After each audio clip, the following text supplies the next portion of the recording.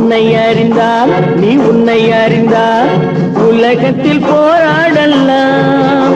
உயர்ந்தாலும் தாழ்ந்தாலும் தலை வணங்காமல் நீ வாழலாம்.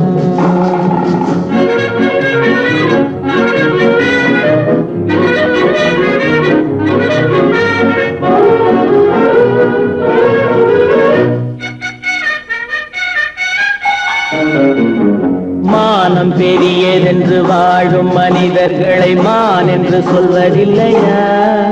தன்னை தானும் அறிந்து கொண்டு ஊருக்கும் சொல்பவர்கள் தலைவர்கள் ஆவதில்லையா? மானம் பெரியதென்று வாழும் மனிதர்களை மான் என்று சொல்வதில்லையா?